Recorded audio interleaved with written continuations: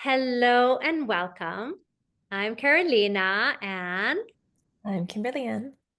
today we're going to talk about ancestral patterns and traditional patterns that are being handed down through family and through community, and how they can create um, tug and pull on relationships and family gatherings, et cetera, and how they actually look.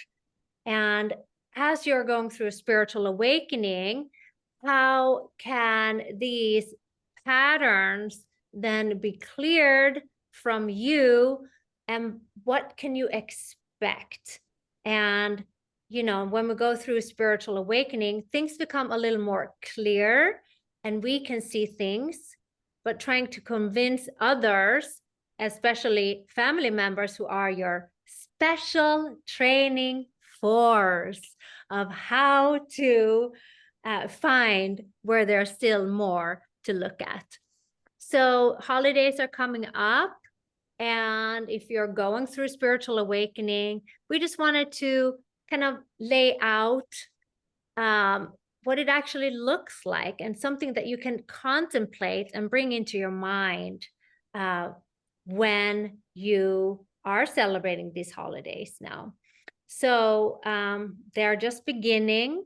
And through the culture, do you personally have like traditions that must be followed because grandmother and great grandmother and great great great grandfather said this and that and this and that?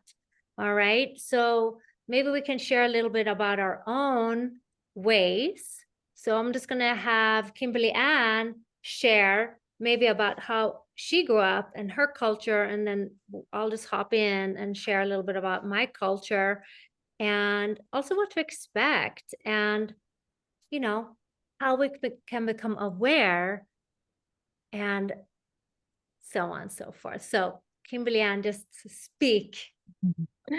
Yeah, I'm gonna go a little more ancestral just because I think culturally, I'm trying to think of some traditions, but I don't feel like there's a ton of traditions because they've kind of gotten mixed up, or my mom has created her own traditions outside of family. So, but there is something that we were talking about yesterday, because I am home for the holidays now for a little bit. And so my mom is going to be going to cutting down her work for to just a few days a week next year, starting next year. But to get to that point was like very difficult for her.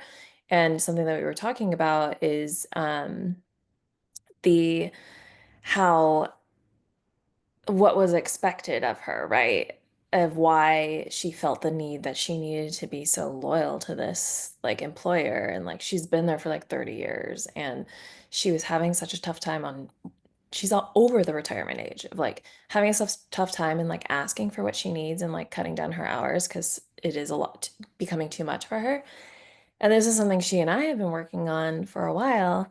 And it's actually funny because I have so much loyalty towards my employer as well. And I'm no longer with that company, but like that was very interesting correlation to me of like that she had that same feeling of the need of like of this loyalty to these, and like feeling the need to like overextend herself.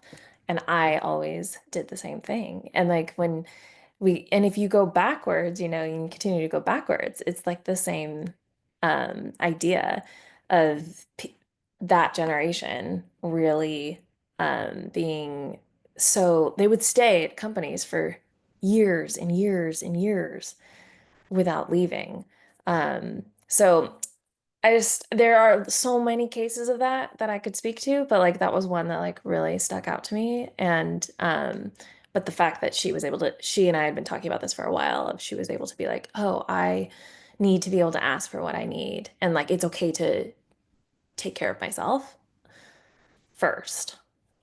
So isn't that just fantastic, first of all, that you and your mom can have this discussion together, and then also, with family, it's interesting how we are so similar to the family and like behaviors and how they're so deeply ingrained in us, because obviously we grew up with our families, most of us, and even the ones who were just caretakers, we program ourselves from zero age of even through the birth and then up until 7, but I think it's much longer than that. So addressing this, we can just see it with close family, but imagine through lineages, you know, through several times. And if you're maybe born into a certain religion or certain type of a country, like I'm from Sweden, we're not like hardcore in the traditions and we accept most things. But then even though you can even hear on my mom, you know, and like what they expect, like it's like a very ingrained, deep knowing. You can just feel like, you know, how they're thinking. You can almost hear it, especially if you're breaking free without talking about it. There's kind of like a clinging from the culture and questioning, why are you doing things differently?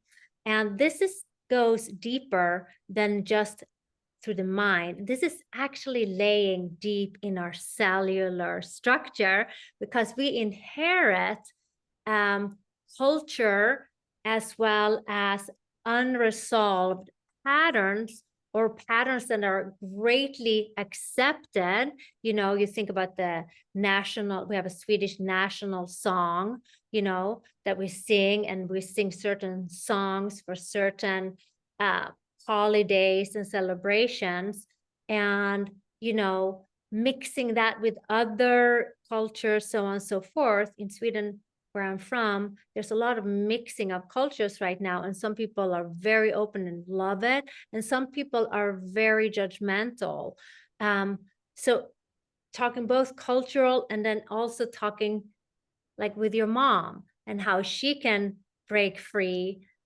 So it was very interesting how we can see ourselves in our parents. And even though maybe those are some things that we really learn from our parents that we don't want to be associated with, but it's so apparent for everybody else, maybe sometimes not for ourselves, but just like Kimberly Ann recognize, wow, I used to do that too. That comes from somebody who's done a lot of work and carrying this awareness like Kimberly Ann has. So maybe now she'll break free from that and, you know, do what is the highest and greatest good for herself and her future family. Yeah.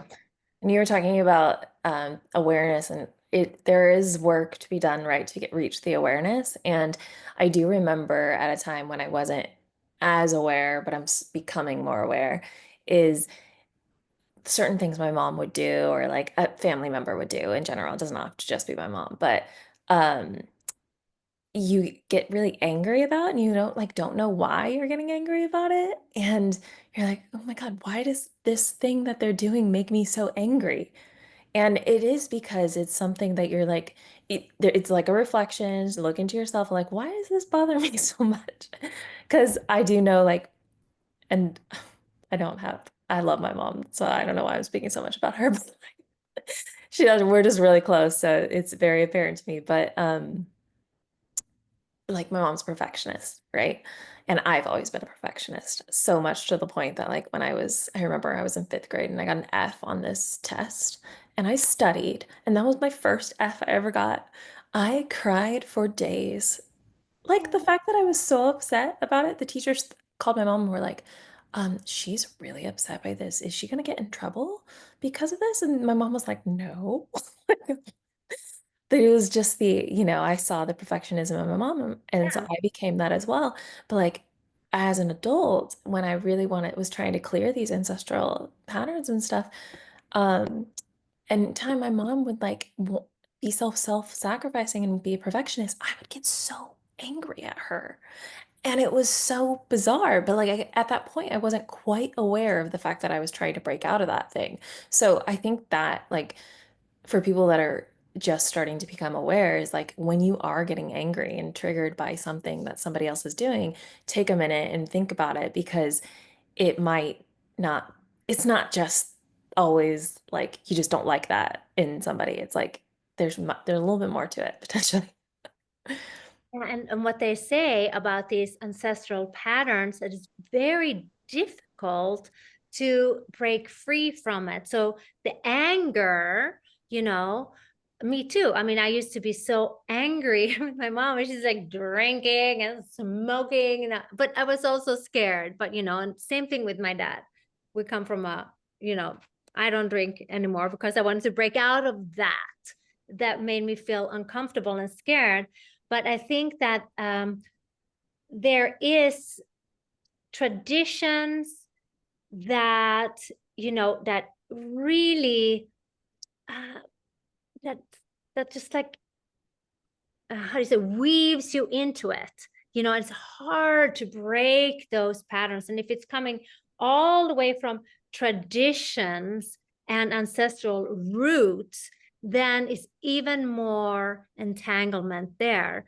And I was guided to listen to something this morning that is experiencing this, and this is from Barbara Ann Brennan, who wrote Bodies of Light, Hands of Light. And this is from the Core Healing, where she says that the traditional and ancestral roots are so ingrained that they're actually corded right into the center of each chakra, and then like a tar into the Earth Star chakra. So when you want to uproot from certain cultural ways of being that has been generation after generation ingrained in your cells, they found out, like, even religious systems in certain religions, because these came from either a way of controlling, for example, certain prayers before you eat. You had to pray before you eat. And that was maybe a good thing because it actually brought light and more nutrition and more connection to the food that you're eating, and maybe more appreciation for the hard work for the farmers, and even from the earth where the food came from, and the animals, in gratitude. So that might be a more positive thing. But some of these were also coming from fear and lack. And then if you don't do it this way, and then there was built superstition, and this is the only way you can survive. If you're not perfect, then not getting the A+, then you'll end up on the street, or a lot of these fear programs are deeply ingrained. And we will show some techniques at the end of this conversation that you can help free yourself from these deep patterns. And let's return back to Kimberly Ann and the anger and the annoyance that we have, maybe when we're like teenagers and even older, and some grown-ups that are much older than us, so to say. They too can have this like childish, teenage-ish, I think I try to say, a way of rebelling or judging, or it must be like this anger, either because they're so entangled, or they're trying to heal these patterns but have no knowledge of how. So the anger can very much serve here, because anger has a special energy with itself. If you look at Stephen Hawking's frequency of energy is higher than self-judgment or lethargic emotions, or so on and so forth. So we can actually use the anger in transmuting these patterns. And of course, this is all done with consciousness and awareness. But but we don't know that when we're younger. So let's talk a little bit more about this frustration and anger, whatever you want to talk about. What do you feel in regards to this? Yeah. Well, they do say anger. I heard this somewhere of anger is actually a result of like the underlying thing is fear, right? Mhm. You get angry because there's a fear there. So it makes sense of what you were saying of like the lack consciousness, the fear, programming, all that stuff. Um, but yeah, I feel like the biggest thing that has helped me in um kind of toning down that anger over time was like having the awareness and the compassion of like seeing what they went. There's always like a core reason why, right? So for, being able to recognize my own core reasons of my own limiting beliefs and patterns, where they stemmed from, and then knowing, understanding that, oh, well, if I have that, then someone else does too, right? So then it's like I can see that and have a moment to be like, okay, where they're coming from is from a limiting belief and carrying that with them Mhm. from something that happened. But it takes a little while to get there. A little chaos in the kitchen, maybe. No, I'm just kidding. Yeah, no, and this is, I mean, it is absolutely. So if you're listening to this and you know that you're going to go on some form of a holiday, um, traditional family event or another event where there are other people, notice where you are carrying judgment, and then turn that around and like a clear mirror say, okay, if you're judging them, okay, where is it within you that you want to clear certain judgments that maybe you have come in with, or they came with the package, with the family pack, and then you can start to kind of untangle and release those judgments. Because what we pay attention to, and if we're actually judging, oh, well, I can't believe that they have no cranberry sauce, or whatever, you know, that's very, very simple, of course. But if you still are thinking that just for a second, I think, oh, where is the cranberry sauce? Even that, without emotional attachment, there is an expectation. And with the expectation, there's also an idea. And that idea is a form of judgment, which is landing in, of course, the duality of good and bad, right and wrong, this way, that way, should and could. And the story that you are then unconsciously telling yourself is giving you the greatest opportunity to untangle the story from the emotion. And then the emotion can be felt in a very raw state. And as you feel an emotion, let's say anger. Okay, so let's go back to your example, Kimberly Ann. So you were upset when you saw your mom, for example, and this is not about her mom at all, because like we said, love each other. They're so beautiful. Oh my God. Everybody would want to have that relationship with their mom. But let's just say two people having a thing, and there's that like upset, and teenagers, we are trying to break free from the dependence on the family, and that's just biologically natural. So we're not taking that specific person, but okay, so the judgment is there, the anger comes up. Okay, so now we have a package. Great, now let's work with that. Okay, so the package is observing an action and then feeling anger about it. Okay, so then we'd say, okay, what is the story then that is being brought up in the mind of the person who's experiencing the emotion? Okay, so the story might be, why is she doing so much? I love my mom and I would rather her sit down and I want to massage her feet. She has given me so much. Why can't she see that? That might be one scenario. Okay. And then it can be, what would be another scenario? Brainstorm with me. Um,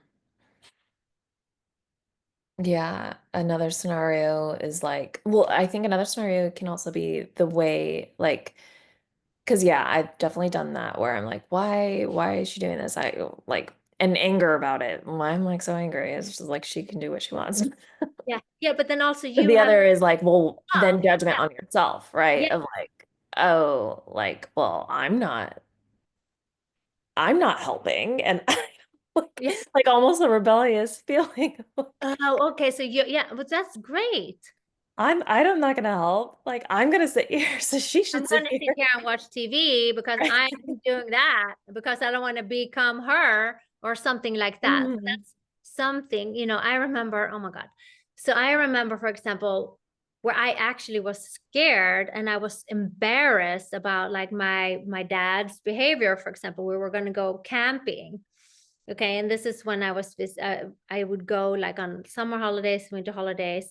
I think this was some form of a summer holiday. We were going to go camping and with this other family. So my dad was a professor or is a professor, and we were going to go with the other professors and their families, and then we're going to go camping.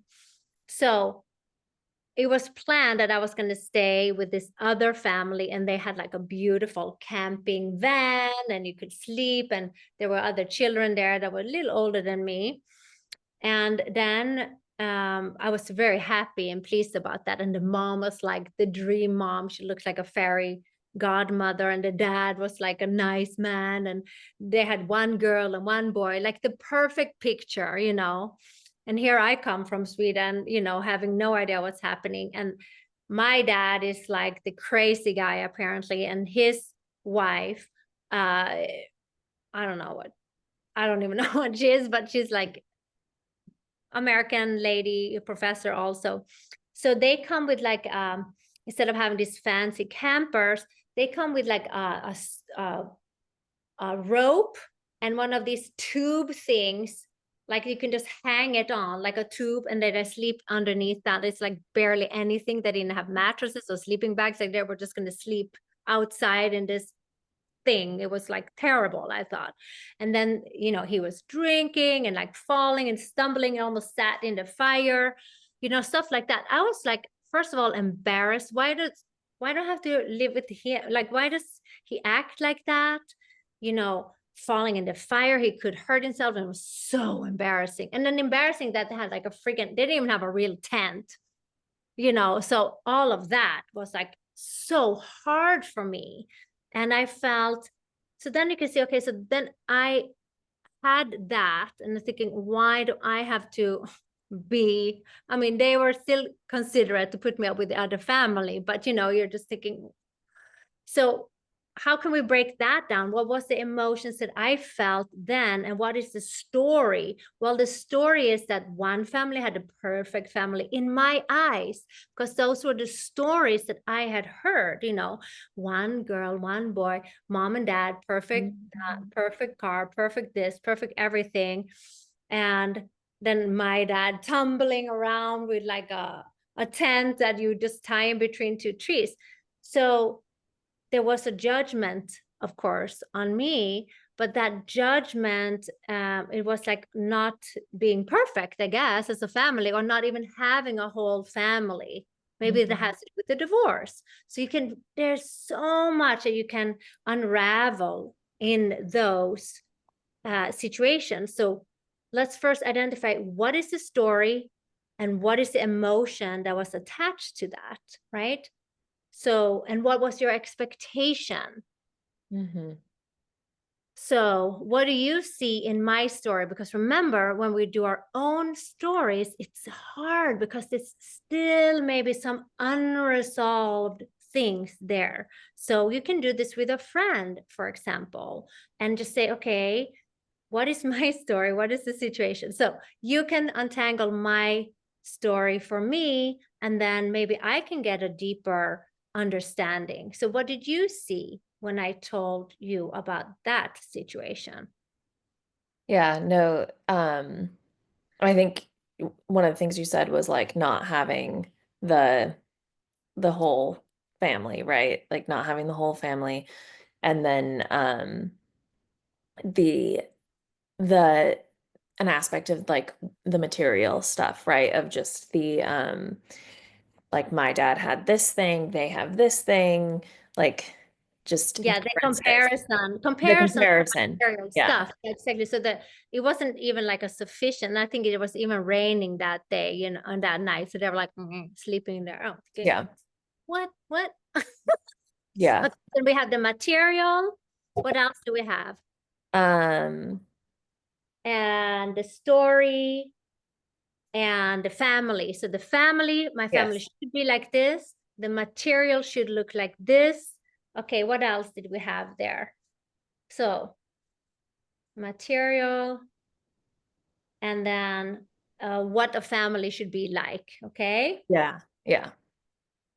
And then the behavior. Okay. Yes, like what makes a good parent versus a Yeah. bad parent, or Yeah, like, exactly. but So like, we get away from the good and bad, but good and bad, good and bad. So, well, that's how you think when you're a child or a yeah, young person. And that's how the most people duality. think, but we're here to learn in duality. If my dad wouldn't roll around in a ridiculous tent cover and sit in the fire and behave like that, and I was triggered and totally embarrassed, maybe I wouldn't be who I am today. So now I can almost like thank him for being out of control. I'm not aware if he was aware of how much I was suffering from that. And Mhm. if I, for example, would tell him or try to talk to him about that today, I don't think he still would understand it. So he might think that it was fine and they were just playing. But as a child, you don't know this, you don't understand it in the same way. So this is interesting to talk about. So um, so now we have separated the judgments and the stories, which was material. It should look like that. Family should be like they should be married, right? And then the behavior or the irresponsible behavior. Okay, so that was the story that I saw through my eyes at that time. And what was the major feeling inside was embarrassment, sadness. I felt very sad.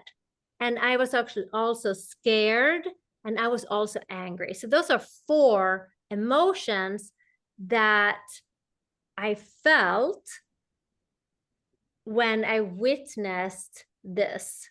Mhm. Maybe the way a family should be and the way the tent should be were I was prepared or had already created judgment in regards of those because I was going to sleep with the neighbor, right? And then, what happened, as it was happening, might have caused other emotions. So now we are kind of untangling the story and the emotions and separating that from each other. Mhm.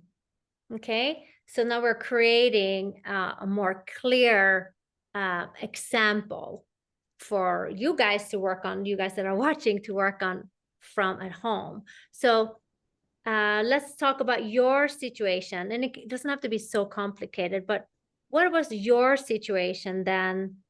We can do similar or other things. So there was a Mhm. story that you were remembering or thinking, and then your response, your emotional response was like, I'm not going to help out. Well, actually, I'll give a different one. Yeah. Okay. That I just thought of is I remember I was running, it was when I was in high school, and I was running for it's this little town thing. It's Almond Blossom Queen. So we grow almonds where I grew up. And Oh, when you're like a junior or senior, you can like run for the town queen that does like all the ribbon cuttings and all this kind of stuff. And so I was running, and you do this fashion show, and your dad always will walk you down in the formal wear. And my dad wasn't around. So my mom did. But, and I had a boyfriend at the time, and his dad offered to walk me, but I felt like my mom should. Um, and so, but I got so upset by it. And and it was because my dad wasn't around, right? So, and I felt very ashamed, and I felt a lot of guilt of it, of just like, because of the story I was telling myself was like, well, I don't have a whole family, right? So it's like I was judging myself. I was also judging like my family in a way, because I was like, well, my mom's not married. I don't have a dad. It's like, it was so bizarre. But at the time I didn't see it like that, right? I just felt very upset by it. So I had a lot of like, it was a lot of sadness and mhm. like shame and undeserving. There were so many layers to that one, because I was just like, oh, well, why should I win? I'm not fitting the package. But you won. No, I didn't. I got runner up, but Oh, not that it matters, but okay, so let's just say this is so great. This is such a good example. So here we have another situation, and this is even, you know, more exposed in front of, assuming the area where you grew up, the yeah. village, school. Was this in high school or something? Yeah, I Or was in high school. high school. So then all of a sudden we have all the hormones going and that whole change also on top of it. And it's at, you know, and as we just talk about this and try to separate the story from the emotion, and then we can feel the emotion in a whole different understanding. Um, this is a wonderful way of starting to bring unresolved patterns up for contemplation. And just by talking about it like we are, like friends here today, if you have a friend at home that you can talk about this with, then just by bringing it up and sorting it out, you're unpacking it. In shaman language, we talk about tracking. All right. So you track the story. Where does it go? Where is it coming from? What emotions are being uh, generated or felt at that time? Then you can track the emotions, and the whole thing. So for yours, this other story, we're just going to call them stories, because I feel like all of these stories, all of these situations and family stuff, and, it's basically energy. But I feel like we're supposed to go through it so that we can create character from it.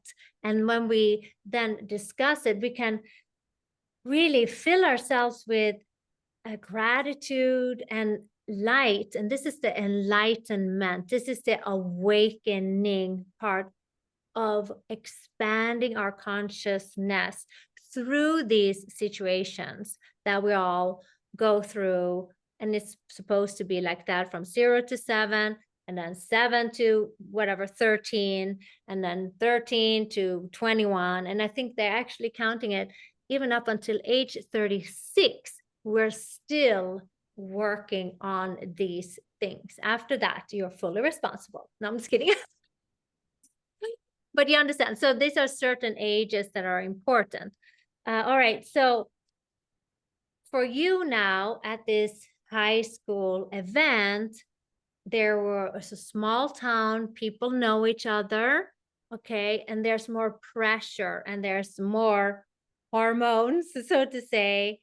And then you had the stories that made you feel shame, unworthiness, you didn't fit in, right?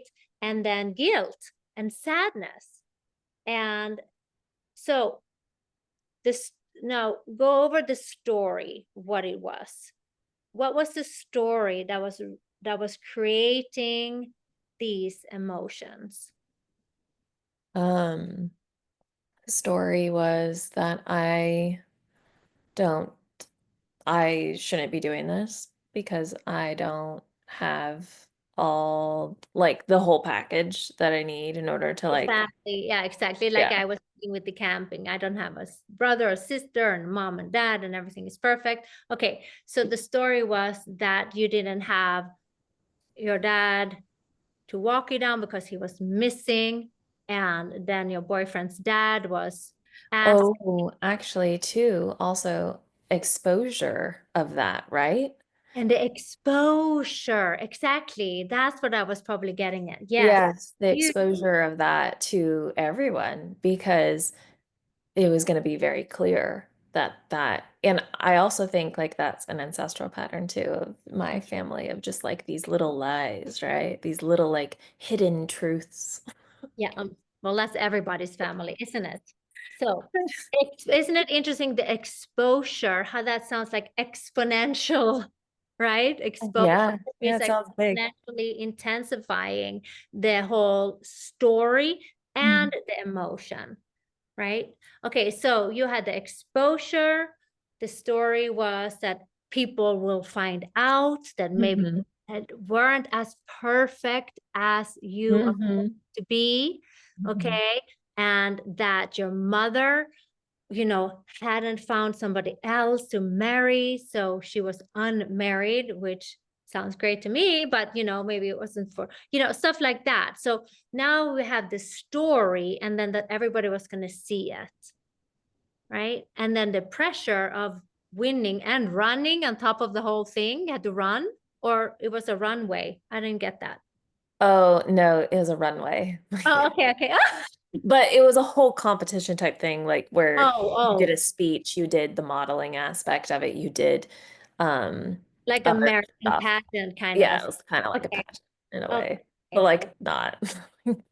Yeah, but it was for you because It was that's it was a big deal in the town, in the little tiny town. yeah, exactly. And now we're even talking about uh traditions and Yeah. ancestral things. So that was a tradition of the town.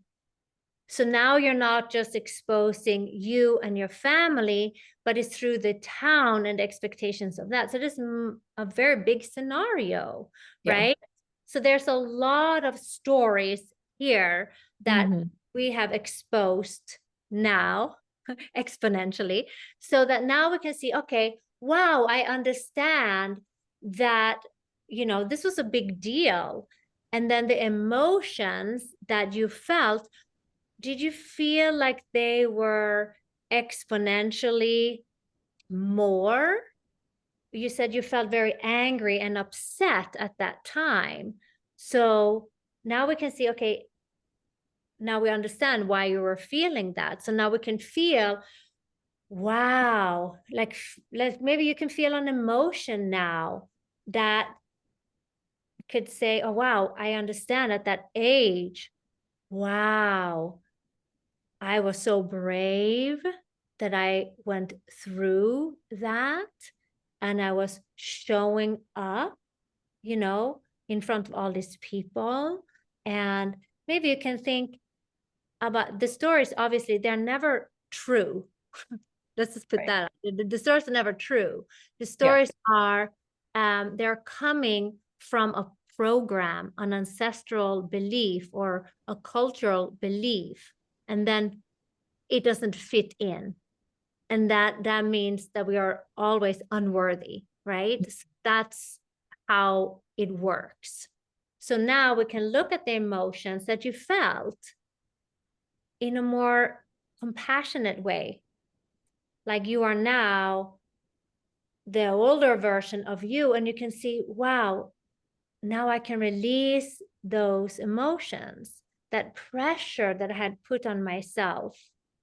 That was supposed to be a fun thing. And maybe it was partially fun, but still, it was weighed by the stories that was held from you personally and the cultural stories that were held from the community where you grew up. Mm-hmm.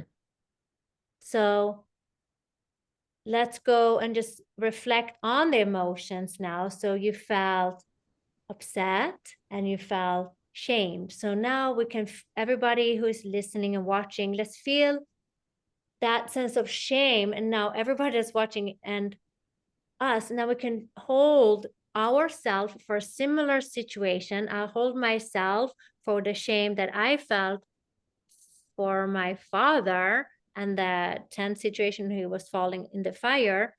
So let's release that shame now. Now we can feel like this emotion of shame is more like a pure feeling.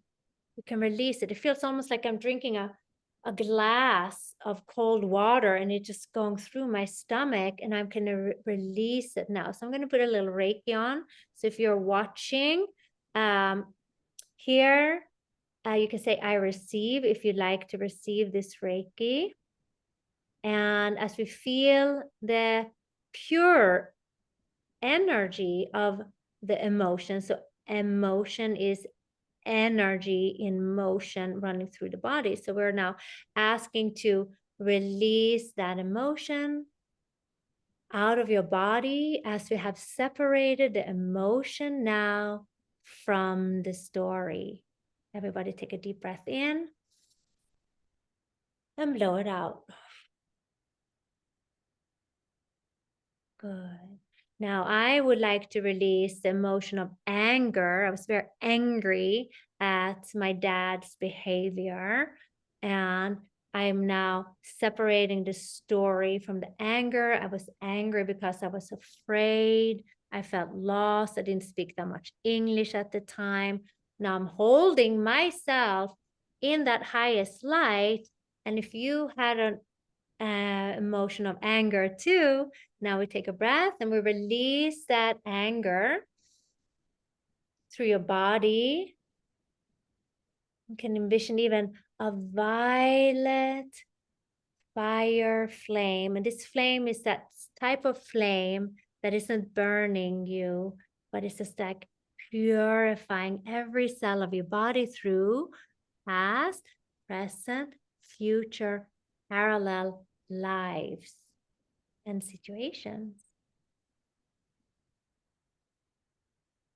So I feel still a little bit in my heart, a little bit of heart, a sensation here, a knot in my heart. So I'm going to tap on my heart and say, I am safe, I am loved.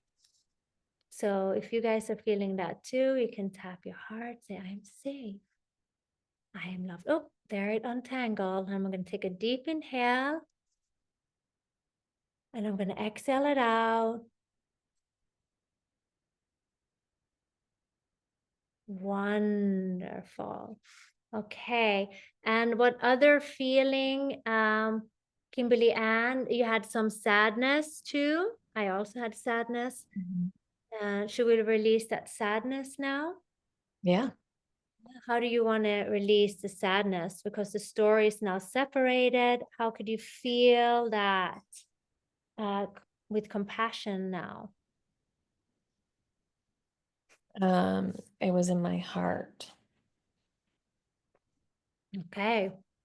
So let's place our hands on the heart and just release that sadness, that sadness for the situation, the sadness that we felt in our hearts from the original point. Now we can even go back to sadness. So we command and demand in love and appreciation that where the sadness started, if it was this life, or it was a generation, or if it was a relative and chords that go through the mother line, through the father line. So we're going to ask, command and demand in love and appreciation that our subconscious and our supraconscious, our I am presence, can go back through time, space, find the origin point of the sadness now. Good. And I feel like we have to almost uproot it like a cord. Take it out, take it out, take it out. And then we're going to release this cord by cutting it. These are called power fingers. You can either do scissors if you're more comfortable with that, or just cut it. So cut. And then we transmute that in the violet flame. And to see if you have more. Ooh, I can feel the ancestors actually. Yeah, stretching. How does it feel in your body now? Yeah, I feel a little lighter. And I was like, yeah, I needed to stretch my neck. I was like, oh. So breathe into that new space, that new place. As we're now, whenever we release something old, there's just naturally this flooding in of light. You can almost feel it in our hearts that there's like more room in the heart, Yeah, more space. spaciousness. Yeah. Hey, what other emotion did we have? Shame? Did we release the shame? We did do, I think we did shame in the beginning. How about guilt? Did we release the guilt? I don't think so. So let's release the guilt. Okay, so I want to release the guilt that I felt in that situation too, because what did I feel guilty about? I felt guilty that they were like that they behaved in that way. And I felt guilty because the other children that were there, the perfect children that were there, that they were exposed to this craziness. I actually felt guilty for that. So now that story is separated from the emotion. And first, I'm going to feel that guilt. And is this an ancestral thing? Yes, of behaving incorrect in certain situations. So I'm going back in time and space, the relations and relatives, the chords, the traditional ancestral roots. We're going back through the roots, deep roots, tall branches. I'm going to go down into the family tree root. And we're going to go back in time, space, deeper and deeper into the roots of the roots of the roots. And now we're actually going to pull from our chakras. Crown chakra, we're going to pull chords, third eye chakra, throat chakra, heart chakra. And when I'm pulling in the front, solar plexus chakra, second chakra, root chakra, knees chakras, and then feet chakras, and earth star chakras that lay about 3 feet or so below. We're unrooting that, and we're taking our either scissors or our power fingers to chop. And this is for the highest and the greatest good. And then we put it in the violet fire flame to transmute, because we can never, delete energy. We're just changing it now to love and light, compassion and deep understanding and forgiveness, right? So working even with the whole Ho'oponopono here. I love you. I'm sorry. Please forgive me. Thank you. And we do that through time and space, past, present, future, parallel lives, to release even the ancestors, even though we're not in a body, we can be held down in these energies, almost like tar, sticky, dark patterns that haven't been resolved. So we are resolving that right now. And then we're just putting it on the crown chakra. I'm putting on me, on the third eye chakra.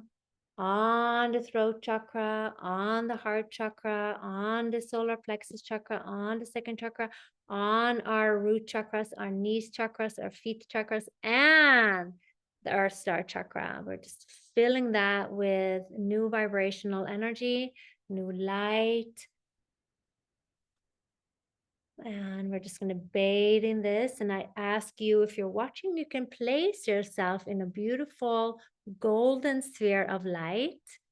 And this golden light is like a beautiful rain. It kind of sparkles and snow of golden little like fireflies, you know, sparkling up your fields, your physical body, your etheric double, mental body, emotional body, all of your spiritual bodies, all these subtle bodies, we're releasing and harmonizing the tones and the vibrations of them now.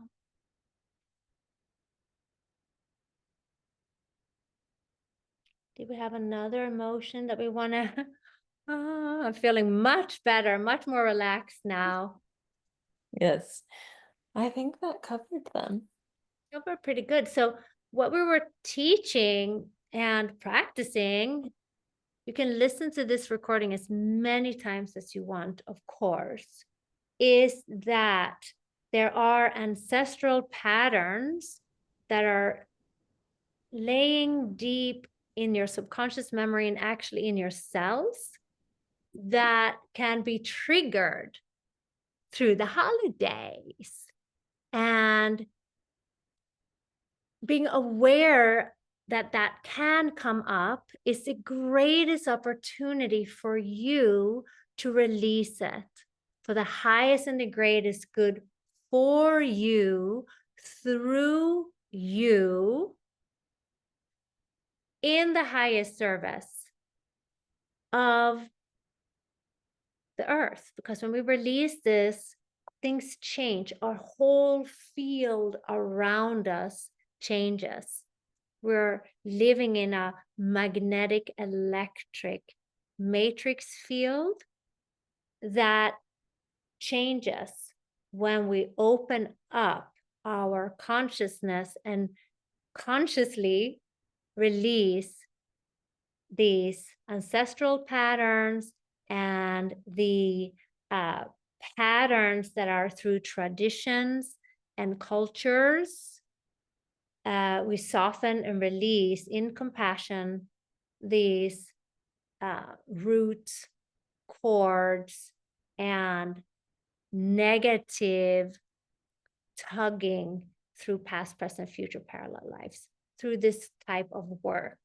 Okay, so if you're having an emotion, reaction, getting angry, feeling ashamed, being judgmental, use this technique and you can just fill in the other emotions. Know that when you work on yourself, you are helping all of your family around you. Even if you're mad at somebody in your family, still it will help you. It will help that person too, and it will untangle you, and then they can do their work and you can do their work. It also helps the earth.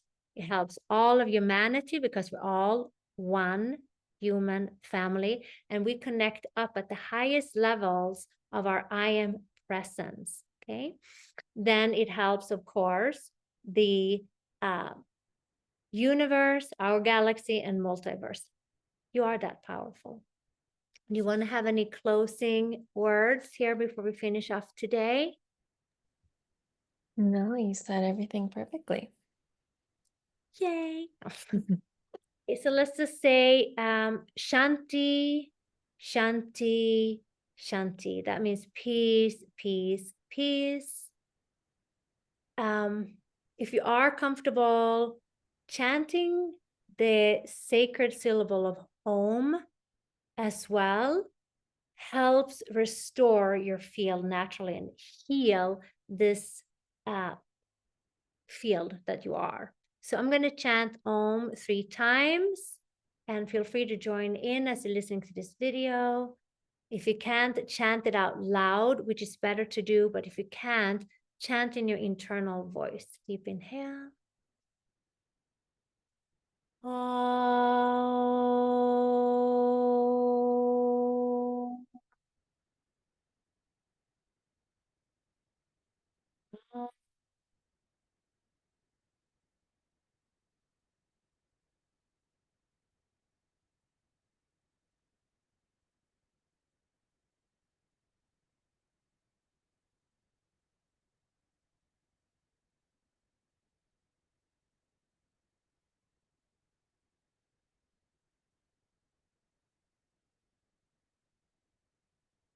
Shanti, Shanti, Shanti. Thank you so much, Kimberly Ann, for this great insight and for practicing with me today. Thank you. All right, we'll see you guys next time. Bye, everyone.